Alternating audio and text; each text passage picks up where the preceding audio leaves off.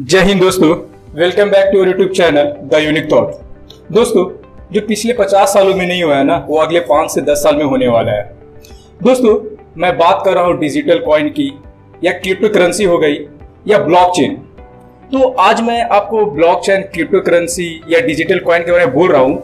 तो मैं आज एक ऐसे पर्सनालिटी को मैं अपने चैनल पर आमंत्रित किया हूँ जो इसमें बहुत अच्छे उनके पास नॉलेज है, और मैं उनका इंट्रो आपको देना चाहता हूँ ब्रीफ में। उनका नाम मोहम्मद नजरुल्लाह है। वो 4th ईयर परसुइंग कर रहे हैं, बीटेक मैकेनिकल इंजीनियरिंग कर रहे हैं, और उन्होंने बहुत से छोटे छोटे अचीवमेंट किए हैं वाइल स्टडिंग, जो मैं आपको बताना चाहता हूँ।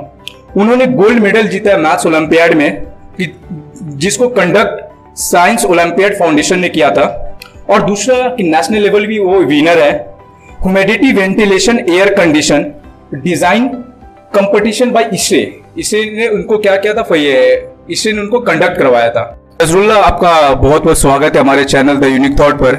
जैसा कि आपने हमें और हमारी टीम को बताया था कि आप एक फ्रीलांसिंग भी करते हैं, आप एक एंटरप्रेन्योर भी हैं, और आप इन्वेस्टिंग भी करते हैं क्रिप्टो में। तो नजरुल्लाह, मेरा पहला सवाल आपसे यह है कि आपको जब फ्रीलांसिंग कर रहे थे तो आपको फ्रीलांसिंग करने का सबसे पहले आइडिया कहाँ से आया, और आपने इसको कैसे एग्जीक्यूट किया, कुछ बताएंगे हमारे व्यूवर्स को। Hello everyone, thank you for. तो पहले जो फ्रीलांसिंग सबसे पहले मैं जब काम किया था, तो एज अ कंटेंट राइटर मैं स्टार्ट किया। तो इंजीनियरिंग में क्या होता है, पहले सब इंटर्नशिप के लिए जब फर्स्ट ईयर आप जाते हैं तो आपको पता चलता है कि इंटर्नशिप करना होता है, ये करना होता है, आपको कुछ प्रोजेक्ट करना पड़ता है। तो जब मैं सेकेंड ईयर में था तो मैं बहुत सारे दोस्तों ने ट्रेनिंग किया, लेकिन मैं उस टाइम ट्रेनिंग पे नहीं गया। तो मुझे लगा कहीं मैं पीछे नहीं रह जाऊँ, तो इसलिए मैंने एक एज अ फ्रीलांसर स्टार्ट किया काम। पहले मैंने जो काम किया था, एक इंटर्नशाला बोल की वेबसाइट थी, वहाँ पे मेरे एक सीनियर ने बोला था वहाँ पे रजिस्टर करो, वहाँ पे बहुत सारा काम होता है। तो एज अ कंटेंट राइटर पहले मुझे जॉब मिला। तो कंटेंट राइटर में पहले काम किया था meritnation.com के लिए, जो अभी आकाश इंस्टीट्यूट ने उसको खरीद लिया है। तो वो मेरा सबसे पहला काम था, वहाँ मैं ऑलमोस्ट 6-7 महीना काम किया। उसके बाद वहाँ से निकलने के बाद एक चेक बोल करके एक प्लेटफॉर्म था, वहाँ भी मुझे काम करने का मौका मिला एज अ कंटेंट। तो वहाँ पे काम किया। उसके बाद फिर मैं स्टार्ट किया अपना जर्नी एज अ एंटरप्रेन्योर। मतलब हम उस टाइम फिर कोविड का टाइम आ गया। 3rd ईयर में हम लोग जब 2nd ईयर में थे और 4th सेमेस्टर चल रहा था, तब कोविड की वजह से सब कुछ बंद हो गया। वो तो फ्रीलांसिंग में चल रहा था, लेकिन इतना मेरे पास खाली टाइम बचा था, मुझे समझ नहीं आया था और मैं क्या करूँ। तो जो मेरा एक टीम था, वो लोग ऑलरेडी बहुत कुछ डेवलप करते, कोई प्रोग्रामर था, कोई UI UX डिजाइनर था। तो हम लोगों ने एक एजेंसी स्टार्ट किया उस टाइम। तो एज एन एजेंसी हम लोग को बहुत टाइम लगा। हम लोग ने पहले सोचा कि पहले अपना स्टार्टअप करना है, तो पहले सब कुछ सीख लेते हैं कि क्या क्या जरूरत पड़ेगा। तो उसके बाद हम लोगों ने अपना एजेंसी स्टार्ट किया। एजेंसी स्टार्ट करने के बाद हम लोग 3 महीना रुकना पड़ा। तो हम लोग के पास एक क्लाइंट का एक प्रोजेक्ट आया। वो एक क्लोथिंग इंडस्ट्री से प्रोजेक्ट था। मतलब उन लोग को पूरा वेबसाइट बना करके डेवलप करना। तो हम लोग के पास सब कुछ था, मार्केटिंग का बंदा था, कंटेंट के लिए मैं था, उसके बाद UI UX के लिए था, वेब डिजाइनर था, सब कुछ था हम लोग। तो इसलिए हम लोग को वो प्रोजेक्ट हम लोगों ने ले लिया, और उसके बाद से मेरा जर्नी मतलब फिर कभी पीछे मुड़ के देखा नहीं। फिर वो करते करते वो कंपनी तो हम छोड़ दिए। मतलब वो एजेंसी तो है, लेकिन अभी हम लोग उस पर काम नहीं कर रहे सब, क्योंकि अपना अपना फ्रीलांसिंग अपने सब लेवल पे पहुंच गया, अपना अपना सब स्टार्ट कर चुके हैं। यही कर रहा था। अभी मैं वेदांतु में भी काम करता हूँ ऐसा कंटेंट हेड, वहाँ पे एक वेब स्टार्टअप के लिए काम कर रहा हूँ बस। और अभी देखो आगे क्या होता है। शुभ, आपने बहुत अच्छा बात बोला कि फ्रीलांसिंग का आपका कैरियर कैसे स्टार्ट हुआ। तो आप जैसे हमारी टीम ने आपका रिसर्च की है, तो जहाँ पर पता चला कि आप क्रिप्टो करेंसी में इन्वेस्ट करते हैं, जो आज के हमारे समाज में या हमारी इंडिया में, स्पेशली इंडिया में एक बहुत बड़ा क्रेज है, और बहुत से इंसान इसको डरते हैं कि इन्वेस्टमेंट ये कि क्रिप्टो में इन्वेस्ट करे या ना करे, तो लीगल नहीं है, कि फ्यूचर में इसका कोई मतलब कि दिखाई नहीं दे रहा कि ये लीगल होगा या नहीं होगा। तो शगुफ, यदि कोई हमारे नए व्यूवर जो हमारे चैनल के माध्यम से देख रहे हैं, तो उनको आप क्या सजेशन देना चाहेंगे, वो कैसे स्टार्ट कर सकते हैं क्रिप्टो करेंसी में इन्वेस्ट में? सबसे पहले तो आप जो बोल रहे क्रिप्टो करेंसी, तो क्रिप्टो करेंसी अभी इलीगल नहीं इंडिया में। सुप्रीम कोर्ट का ऑलरेडी वर्डिक्ट आ चुका है। लास्ट ईयर मार्च में ही बोला गया था कि ये लीगल नहीं, बैन हटा दिया गया है। और अभी फाइनेंस मिनिस्टर ने बहुत सारे स्टेटमेंट दिए हैं कि we are not closing every window. तो अभी हम लोग एक्सप्लोर कर रहे हैं ब्लॉकचेन को। और आपको पता होगा कि RBI भी अपना सेंट्रल डिजिटल करेंसी लॉन्च करेगा। तो अभी एकदम ये बोल नहीं सकते कि इस पे बैन लगेगा, ये तो एकदम पक्का है। और आप जो बोल रहे हैं इन्वेस्टमेंट का, तो इन्वेस्टमेंट तो हर जगह रिस्की होता है। जहां पे आपको नॉलेज नहीं वहां पे कभी इन्वेस्ट नहीं करना चाहिए। तो आप पहले समझिए उसको क्या है। और सिर्फ क्रिप्टो करेंसी नहीं है, क्रिप्टो करेंसी तो बस एक पार्ट है ब्लॉकचेन का, बड़ी चीज ब्लॉकचेन है। तो ब्लॉकचेन क्या है?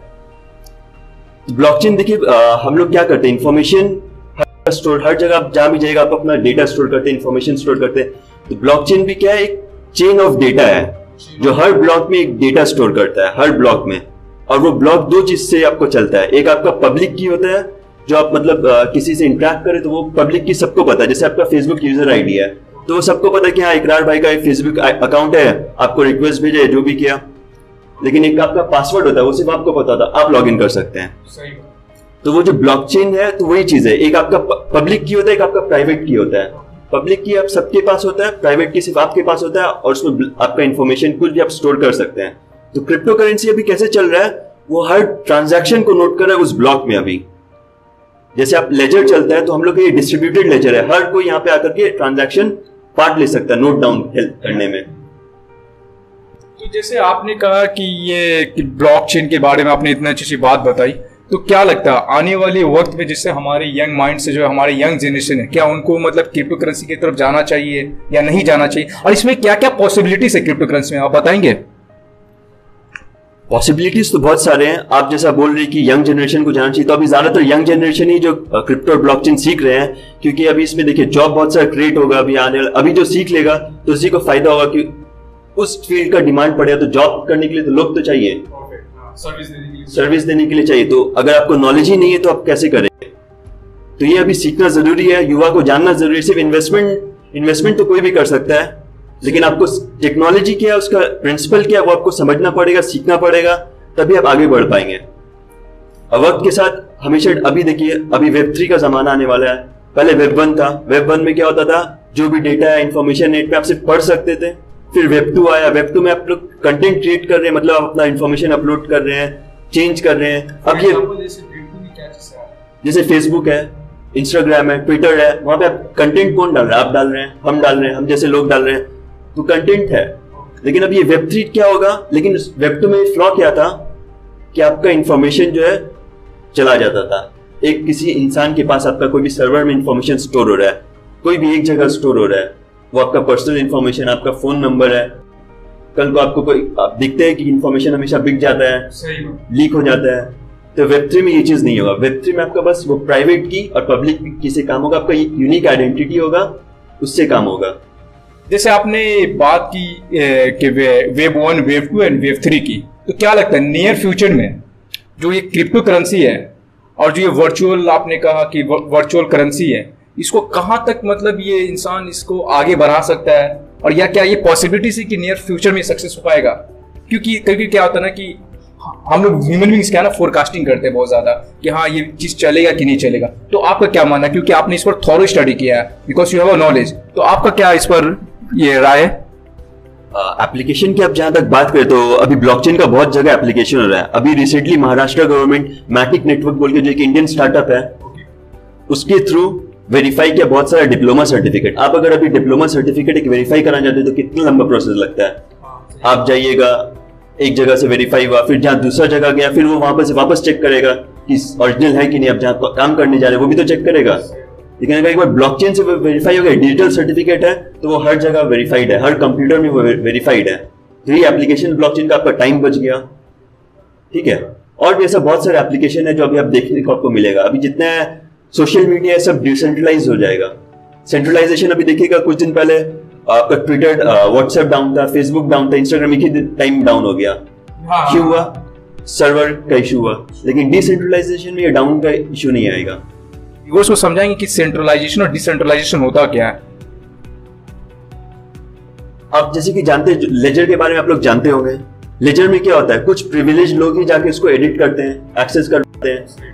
तो वो सेंट्रलाइज चीज हुआ कि कुछ ही लोग कर पा रहे हैं उसको एडिट कर। अब वहां पे कुछ स्कैम होता है तो आपको पता नहीं चलता।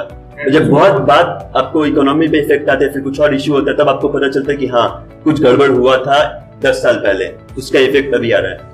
लेकिन डिसेंट्रलाइजेशन में क्या है, हर कंप्यूटर यहाँ पे एक नोड की तरह काम करता है। जैसे कि अगर हम आपको कुछ क्रिप्टो करेंसी भेज देते हम तो आपको भेज सकते हैं, लेकिन कहीं पे तो उसको नोट डाउन करना पड़ेगा। तो यहाँ पे आपका ब्लॉकचेन का एप्लीकेशन है कि वो करेंसी एक ब्लॉक में ट्रांजैक्शन नोट डाउन होता है। कोई भी ट्रांजैक्शन नोट डाउन करने के लिए क्या चीज चाहिए होता है?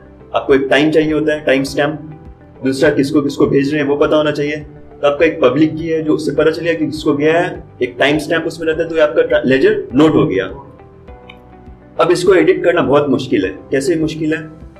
क्योंकि ये चेन बनता जा रहा है एक के पीछे एक। अगर आप ये चेंज करते हैं तो इसके पहले वाला जितना है सबको चेंज करना पड़ेगा, जो कि पॉसिबल नहीं है। दूसरा आपको ये बताते हैं कि लेजर यहाँ पे हर एक नोड, हर एक कंप्यूटर में अपना एक लेजर है। मतलब एक ट्रांजैक्शन हम करे थे, मेरे कंप्यूटर में भी नोट डाउन हुआ, आपके भी कंप्यूटर में नोट डाउन हुआ, दुनिया के जितने सारे कंप्यूटर में सब में नोट डाउन हो गया। तो अगर मान लिया आप गलती करते कि आपको बोलते कि नहीं ये ट्रांजैक्शन गलत है, लेकिन बाकी सबके पास तो सही है, तो देख लेगा लोग कि हाँ ये सही है, बाकी सब जगह तो है, तो इसमें फ्लॉ का बहुत मतलब मिस्टेक होने का बहुत कम चांसेस है। कोई मैनिपुलेट नहीं कर सकता कि हाँ अपने हिसाब से इसको चेंज कर दे। नजरुल्लाह, आपने बहुत अच्छी बात हमारे सामने रखी और हमारे व्यूवर्स को बताया। जो व्यूवर्स जो हमारे वीडियो को देख रहे हैं, यदि आपको ये वीडियो अच्छा लगा, क्योंकि ये बहुत ही नॉलेज वाली वीडियो थी, ये हम लोग को और हमारी यूथ को और जो हमारे व्यूवर्स जो देख रहे हैं उनको बहुत जानने की जरूरी है। क्योंकि ब्लॉकचेन होता क्या है, क्रिप्टो करेंसी होता कि कैसे वर्क करता है, क्योंकि जिसके बारे में हम लोग नहीं जानते हैं। यदि आपको ये वीडियो अच्छा लगा तो अपने फ्रेंड्स फैमिली में शेयर करना ना भूलें। हाँ, और एक और बात, हमारे चैनल को नए है तो सब्सक्राइब कर लीजिए और आगे शेयर कीजिए। Thank you. जय हिंद, जय भारत।